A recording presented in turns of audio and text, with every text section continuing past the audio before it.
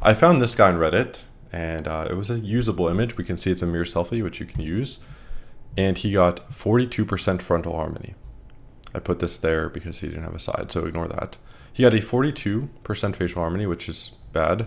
And let's see why. Why did he get a 42% frontal harmony? What deducted him? What raised his score? Again, facial harmony is taking 46 measurements, scoring it to the ideal, and then coming out with an overall score. Okay, so this is the proportion of his face put into a score, basically. Okay, so his top third, oh, this is interesting. So from this point to this point is 22% of his face. Okay, so you take the total facial height, here to here is only 22%, which ideally, again, we're looking at 29 to 33% for this ratio. So super small forehead. His middle third is 42% of his face. So here to here is 42%. That's a really large mid face. And his jaw is actually in the optimal range. His bottom third is 34.8, which is fine. So his facial thirds are completely off. That's a pretty huge deduction already. His total facial width to height ratio is 1.27. Again, this is feminine. This is kind of a shorter face. Now, 1.27, this is something you would see in women, which again, we will have women's ideals for FaceIQ labs as well. But for a man, we do want to see a wide skull, but we'd want to see a taller skull. So we'd want to see the forehead be taller as well, as the nose is very long, making his lower third small, and his chin is very small as well. Yes, another slight flaw. Okay, his jaw width is 82% the width of his cheekbones. So here to here is 82% of there to there. Again, we want this to give you the specific ideal range at 85.5% to 92%. So we want to see a wider jaw there, the bigonial width. Again, it's a narrowing lower third. That's another decent deduction. Again, by the way, ignore these plus and minuses. Those are just what we're going to make the application. They're not currently accurate. Ignore those, but the tiers are accurate. Eye separation ratio 49.5%. So because he has strabismus, his eyes are kind of looking different ways. He has a very high eye separation ratio. Yeah, that's a pretty big deduction. Mouth to nose width is 1.15. So this means his mouth is 1.15 times wider than his nose. Another huge deduction. I believe that was a tier 6. Yeah, that's a huge deduction. Again, the ideal, even in his ethnicity, is closer to around 1.38 times wider on the low end.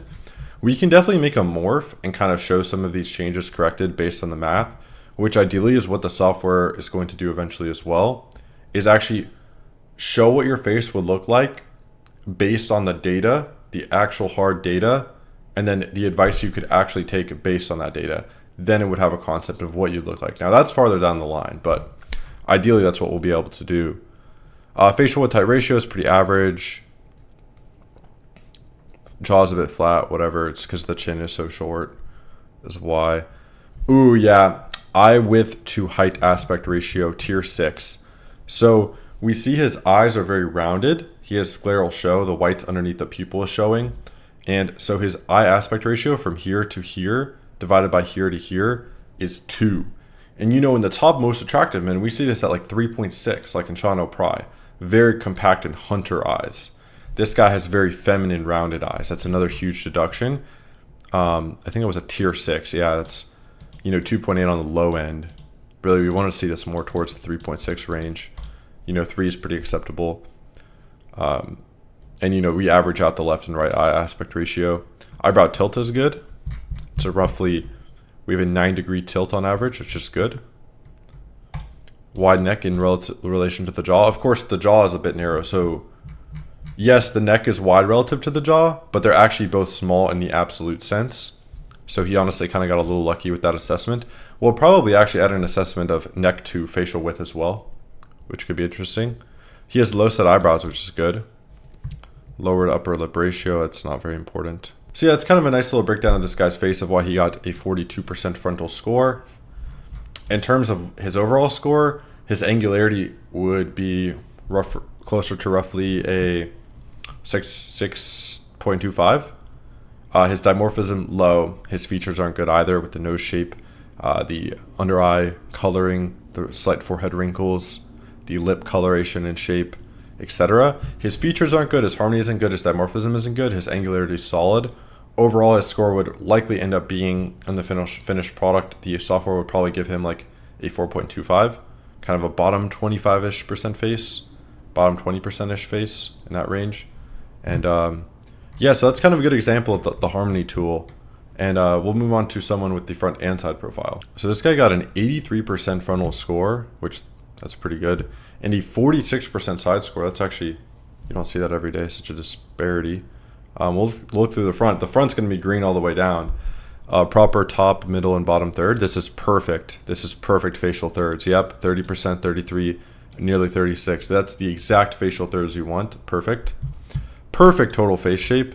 Perfect jaw width. Perfect lower third proportion. That's where his mouth is sitting on the lower third. Perfect. Perfect eye spacing. Yep. Mouth to nose is a slight flaw. We'll see why that is. The nose could be a bit less wide. That's why that is. Facial width height ratio, literally perfect. Chin to philtrum, perfect. Mid face, a little squish, and we're going to see why. This is essentially because his face has a slight kind of short face syndrome-esque face from the side. So yeah, we see the mid face is a bit feminized. Not a big deal. Still very harmonious front profile. The jaw is really flat. Yep. 110 degree jaw frontal angle, and we're going to see this in the side with his mandibular plane angle. Very flat jaw. His ramus actually looks to be longer than his mandible as well, which is interesting. Yeah, it's so the jaw, since it's so flat, it's not going to harmonize with his mid face well. That's expected. His eyebrows are not low set. Yep, they're more medium high set. That's another deduction for him. His eyes are actually a bit too compact, which is not a bad issue to have. Oh, on average they're okay though. On average they're okay. On average they'd be around 3.65 times wider than tall, it seems. Eyebrow tilt is perfect. Wide neck. And high set cheekbones. So yeah, this is a really, really harmonious front profile. 83% facial harmony in the front. Really, really good. You guys can clearly see it's a very harmonious profile. His features are pretty good, though I would shave the stubble. He has an angular face, a fairly dimorphic face. Now his flaws are trending a little bit to the non-dimorphic side, like with the flat jaw, the high set eyebrows. But still, I mean, this is a really good front profile. So here's the side, and he's going to get brutalized here because of the jaw. It is extremely flat, as you guys can see. It's not actually an ugly side profile at all, especially because we're seeing, with the side, you're actually seeing things from the front. Like we can see his eye shape, we can see his eyebrows, we can see his chin to philtrum, but the side measurements themselves are going to be fairly flawed here, actually. So the main deductions here are the mandibular plane angle is 1 degree. Now his Frankfurt plane, I may not have perfectly mapped it. Nah, it looks about there. Yeah, maybe. Yeah, he does have an interestingly set ear. Yeah, his jaw is extremely flat, and we also see his ramus is longer than his mandible, if you guys see, which that's a very interesting flaw to have. It definitely does not look good to be straight. Oh, and he has a very recessed orbital vector, which means the under eye support is lacking. Yeah. He just is going to miss out he has a fair bit of tier 2s and 3s. Oh yeah, the lip assessments.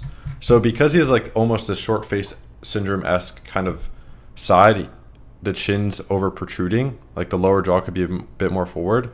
So he is going to miss out on all the lip assessments, unfortunately. He still has just a lot of, tier 3s. The nasal width height is a tier 4.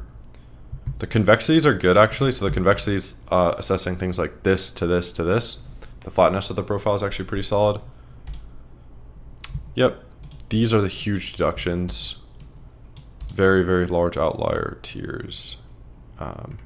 Yeah, he just had a general side profile of tier 2s and 3s and 4s and 5s. And some tier 1s and the less important things like the brow ridge inclination and such. So yeah, a 62% harmony. So what would we give his overall score? Let me give a kind of an estimate here. 6.2 in harmony. He can catch a 7 in angularity. His features seem to me to be around a 6. And his dimorphism also is 6 to 6.5.